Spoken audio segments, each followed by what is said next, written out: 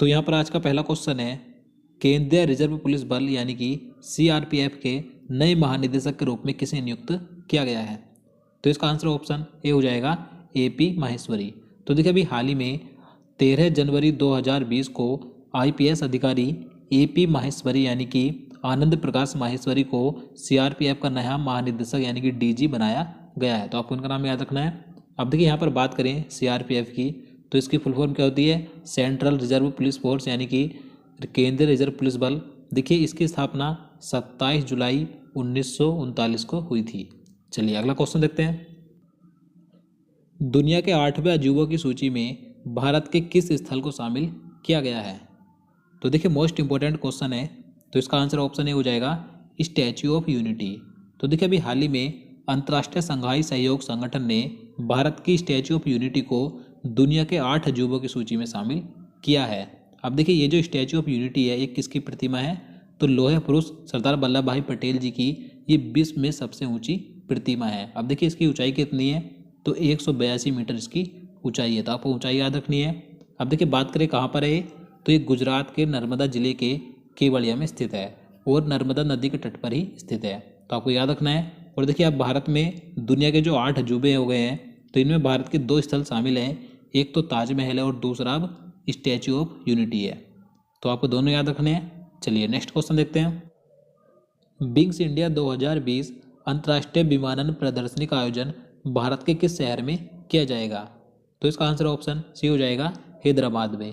तो देखिए 12 मार्च से 15 मार्च तक विंग्स इंडिया 2020 का आयोजन हैदराबाद में किया जाएगा। अब देखिए ये जो विंग्स इंडिया है ये नागरिक उड्डयन क्षेत्र पर एक अंतर्राष्ट्रीय प्रदर्शनी और सम्मेलन है। अब देखिए इसकी थीम भी रखी गई है, इसका विषय भी रखा गया है, क्या है? फ्लाइंग्स फॉर ऑल। तो आपको याद रखना है। चलिए आगे देखते हैं।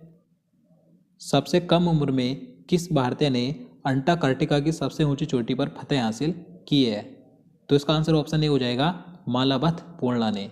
तो देखिए अभी हाल ही में भारतीय पर्वतारोही मालावथ पूर्णा जो कि हैदराबाद राज्य के निजामगढ़ जिले की हैं, तो इन्होंने अभी हाल ही में अंटार्कटिका महाद्वीप की सबसे ऊंची चोटी जिसका नाम है बिन्सन मासिफ, तो इस पर चढ़ाई की है मात्र 18 वर्ष की उम्र में। तो आपको याद रखना है। अब देखिए इन्होंने इससे पहले सन 2014 में भी माउंट एवरेस्ट पर मात्र 13 वर्ष की उम्र में चढ़ाई की थी। तो आपको दोनों पॉइंट याद रखने हैं। और देखिए यहाँ पर जो अरुणिमा सिन्हा है, तो ये दुनिया की प्रथम ऐसी महिला दिव्यांग महिला बनी थी जिन्होंने अंटार्कटिका महाद्वीप की सबसे ऊंची चोटी पर चढ़ाई की थी। तो आपको सारे पॉइंट याद रखने हैं। चलिए अगला क्वेश्चन देखते हैं। कौन सा राज्य हाल ही में 3 राजधानियों वाला भारत का पहला राज्य बना है? तो इसका राइट आंसर ऑप्शन सी हो जाएगा आंध्र प्रदेश राज्य है। तो देखिए अभी हाल ही में 20 जनवरी 2020 को आंध्र प्रदेश राज्य की विधानसभा ने राज्य में 3 राजधानी बनाने को मंजूरी दे दी है। यानी कि भारत का पहला ऐसा राज्य कौन सा है जिसकी 3 राजधानी होंगी? तो आंध्र प्रदेश राज्य है। अब देखिए कौन कौन सी होंगी? तो देखिए विशाखापट्टनम, अमरावती और कुर्नूल। तो ये आंध्र प्रदेश राज्य की 3 राजधानी होंगी। जो देखिए विशाखापट्टनम राजधानी होगी तो ये इसकी कार्यकारी राजधानी होगी, और जो अमरावती होगी तो इसकी ये विधायी राजधानी होगी, यानी कि अमरावती में विधानसभा होगी। और जो कुर्नूल राजधानी होगी ये इसकी न्यायिक राजधानी होगी, यानी कि जो हाई कोर्ट होगा कुर्नूल में होगा और राज्य की विधानसभा अमरावती में होगी, और जो सरकार कार्य करेगी यानी कार्यकारी राजधानी होगी तो विशाखापट्टनम होगी। तो आपको तीनों याद रखनी है। बात करें वर्तमान में सीएम कौन है आंध्र प्रदेश के, तो वाई एस जगनमोहन रेड्डी हैं और गवर्नर हैं विश्वभूषण हरिचंदन। चलिए अगला क्वेश्चन देखते हैं। हाल ही में जारी ग्लोबल सोशल मोबिलिटी इंडेक्स में भारत को कौन सा स्थान मिला है? तो इसका आंसर ऑप्शन बी हो जाएगा 76वां। तो देखिए वर्ल्ड इकोनॉमिक फोरम की ग्लोबल सोशल मोबिलिटी इंडेक्स यानी कि वैश्विक सामाजिक गतिशीलता इंडेक्स में भारत को 82 देशों में से 76वां स्थान मिला। तो आपको याद रखना है। बात करें प्रथम स्थान पर कौन सा देश है, तो डेनमार्क इसमें प्रथम स्थान पर है। चलिए नेक्स्ट क्वेश्चन देखते हैं। हाल ही में किस भारतीय को ऑस्ट्रेलिया के सर्वोच्च नागरिक सम्मान से सम्मानित किया गया? तो इसका आंसर ऑप्शन सी हो जाएगा किरण मजूमदार शो। तो देखिए अभी हाल ही में भारतीय उद्यमी किरण मजूमदार शो को ऑस्ट्रेलिया के सर्वोच्च नागरिक सम्मान जिसका नाम है ऑर्डर ऑफ ऑस्ट्रेलिया, तो इससे सम्मानित किया गया। अब देखिए क्यों किया गया, तो भारत एवं ऑस्ट्रेलिया के संबंधों को आगे बढ़ाने हेतु उसके योगदान के लिए इन्हें यह सम्मान दिया गया है। और देखिए ये सम्मान पाने वाली ये चौथी भारतीय बनी है, तो आपको याद रखना है। और देखिए किरण मजूमदार ये कौन है, तो ये जो बायोकॉन कंपनी है, बायोकॉन, तो उसकी ये अध्यक्ष एवं प्रबंध निदेशक है। चलिए अगला क्वेश्चन देखते हैं। हाल ही में किसे भारतीय सेना के नए उप प्रमुख के रूप में नियुक्त किया गया है? तो इसका आंसर ऑप्शन बी हो जाएगा एस के सैनी। तो देखिए अभी हाल ही में लेफ्टिनेंट जनरल एस के सैनी को भारतीय सेना का उप प्रमुख बनाया गया है। देखिए 25 जनवरी 2020 से पद संभालेंगे, तो आपको याद रखना है। और देखिए किसका स्थान लेंगे, तो ये जो इस समय भारत के थल सेना के अध्यक्ष हैं जनरल मनोज मुकुंद नरवाने, तो इनका स्थान लेंगे, तो आपको याद रखना है। चलिए नेक्स्ट क्वेश्चन देखते हैं। हाल ही में किसे भारतीय तीरंदाजी संघ के अध्यक्ष के रूप में नियुक्त किया गया है? तो इसका राइट आंसर ऑप्शन सी हो जाएगा अर्जुन मुंडा को। तो देखिए झारखंड के पूर्व मुख्यमंत्री और केंद्रीय जनजातीय मामलों के मंत्री अर्जुन मुंडा को अभी हाल ही में भारतीय तीरंदाजी संघ का नया अध्यक्ष बनाया गया है, तो आपको इनका नाम याद रखना है, अर्जुन मुंडा को। चलिए अगला क्वेश्चन देखते हैं। कौन व्यक्ति हाल ही में रूस के नए प्रधानमंत्री बने हैं?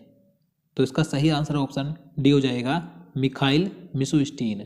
तो देखिए दमित्री मेदवेदेव ने अभी हाल ही में रूस के प्रधानमंत्री के पद से इस्तीफा दे दिया था, तो इनके इस्तीफे के बाद अभी रूस के नए प्रधानमंत्री बने हैं जिनका नाम है मिखाइल मिशुस्टीन। तो अब आपको इनका नाम याद रखना है। और देखिए इस समय रूस के राष्ट्रपति कौन है, तो व्लादिमीर पुतिन है, और रूस की मुद्रा क्या है, रूसी रूबल। चलिए नेक्स्ट क्वेश्चन देखते हैं।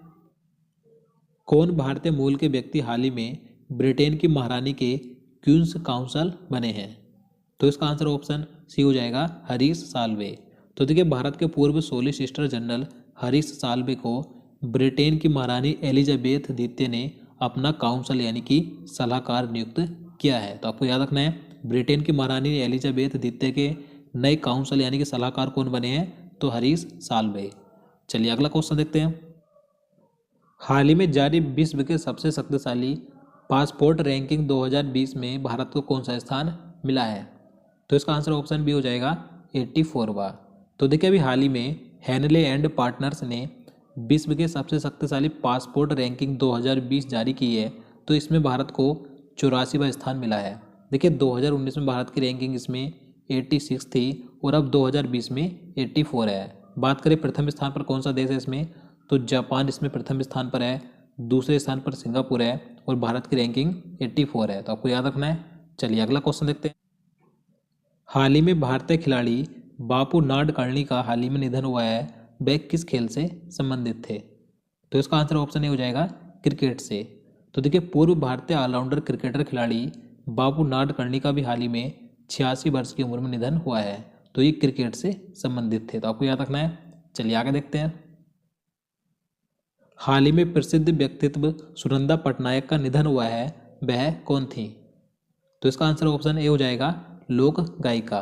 तो देखिए सुनंदा पटनायक ये ओडिशा राज्य की उड़िया भाषा की मशहूर लोक गायिका थी, जिनका भी हाल ही में 85 वर्ष की उम्र में निधन हुआ है, तो आपको याद रखना है सुनंदा पटनायक ये उड़िया भाषा की प्रसिद्ध लोक गायिका थी। चलिए नेक्स्ट क्वेश्चन देखते हैं। हाल ही में ICC अवार्ड 2019 दिए गए, जिसमें किसे एम्पायर ऑफ द ईयर का पुरस्कार मिला है? तो देखिए अभी हाल ही में जनवरी 2020 में 2019 के लिए ICC अवार्ड दिए गए, जिसमें सर्वश्रेष्ठ एम्पायर का अवार्ड किसे दिया गया, यानी कि एम्पायर ऑफ द ईयर का अवार्ड किसे दिया गया? तो इसका आंसर ऑप्शन सी हो जाएगा रिचर्ड इलिंगबर्थ को। इन्हें 2019 के लिए ICC का एम्पायर ऑफ द ईयर का अवार्ड दिया गया। अब देखिए किस देश के हैं, तो ये इंग्लैंड के हैं। चलिए आगे देखते हैं। ICC अवार्ड 2019 के लिए सर्वश्रेष्ठ वनडे क्रिकेटर का अवार्ड किसे मिला? तो देखिए बात करें ICC अवार्ड 2019 के लिए वनडे क्रिकेट में सर्वश्रेष्ठ क्रिकेटर का अवार्ड किसे मिला पुरुषों में, तो इसका आंसर ऑप्शन डी हो जाएगा रोहित शर्मा को। याद रखना है। आप देखिए जितने भी पुरस्कार दिए गए हैं ICC अवार्ड 2019 के लिए, मैं आपको सभी के बारे में बता देता हूँ।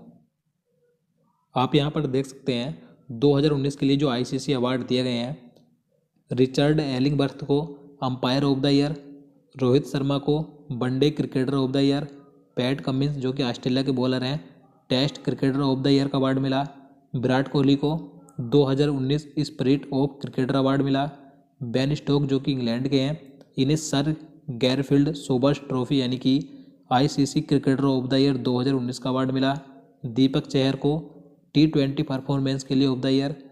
मार्नस लाउसेन को, जो कि ऑस्ट्रेलिया के हैं, इन्हें emerging cricketer of the year का अवार्ड दिया गया। तो आपको सारे अवार्ड याद रखने हैं, सारे ही महत्वपूर्ण हैं। चलिए आगे देखते हैं। भारत के 71वें गणतंत्र दिवस समारोह के मुख्य अतिथि निम्न में से कौन होंगे? तो इसका आंसर ऑप्शन सी हो जाएगा, ब्राजील के राष्ट्रपति जेयर बोल्सोनारो। तो देखिए 26 जनवरी 2020 को गणतंत्र दिवस के मौके पर, यानी कि 71वें गणतंत्र दिवस के समारोह पर भारत के मुख्य अतिथि कौन होंगे? तो ब्राजील के राष्ट्रपति जेयर बोल्सोनारो होंगे। चलिए अगला क्वेश्चन देखते हैं। भारतीय जनता पार्टी यानी कि भाजपा के नए अध्यक्ष निम्न में से किसे चुना गया है? तो इसका आंसर ऑप्शन डी हो जाएगा, जेपी नड्डा को। तो देखिए अभी हाल ही में 20 जनवरी 2020 को बीजेपी पार्टी के नए अध्यक्ष बने हैं, जिनका नाम है जेपी नड्डा। देखिए 11वें नंबर के अध्यक्ष हैं। देखिए इनसे पहले बीजेपी के अध्यक्ष कौन थे? तो अमित शाह है। अब नए अध्यक्ष बने हैं जेपी नड्डा। तो आपको इनका नाम याद रखना है। और देखिए बात करें बीजेपी पार्टी की, तो देखिए इसकी स्थापना 6 अप्रैल 1980 को हुई थी। तो आपको याद रखना है। तो दोस्तों आज के लिए इतना ही। उम्मीद करता हूँ आपको वीडियो पसंद आया होगा। अगर आपको वीडियो अच्छा लगा हो, आपके लिए हेल्पफुल हो, तो प्लीज़ वीडियो को लाइक और शेयर करना, साथ ही चैनल को भी सब्सक्राइब कर लेना। तो चलिए मिलते हैं नेक्स्ट वीडियो में। जय हिंद।